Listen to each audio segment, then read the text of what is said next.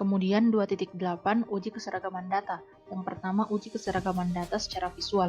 Uji keseragaman data ini dilakukan secara sederhana dengan melihat data yang terlalu ekstrim dan rata-ratanya jauh menyimpang dari tren. Data yang ekstrim itu akan dibuang dan tidak dimasukkan dalam perhitungan. Kemudian, uji keseragaman data dengan peta kendali.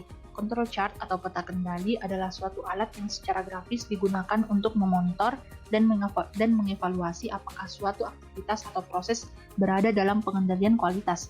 Menjelaskan nilai-nilai statistik dari cacat keluaran yang dilengkapi batas atas, garis tengah, dan batas bawah. Jenis-jenis peta kendali itu ada 4. Yang pertama, Proportion Defective Control Chart atau P-chart. Yang kedua, Number Defective Control Chart atau NP-chart. Kemudian Defects per count atau Subgroup Control Chart atau C-chart. Kemudian Defects per Unit Control Chart atau U-chart.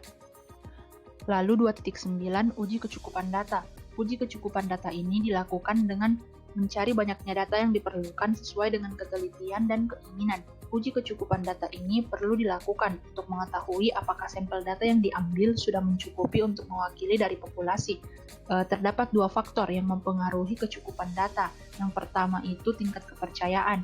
Tingkat kepercayaan itu menunjukkan sejauh mana statistik sampel dapat mengestimasi dengan benar parameter populasi, atau sejauh mana pengambilan keputusan mengenai hasil uji hipotesis nol diyakini kebenarannya.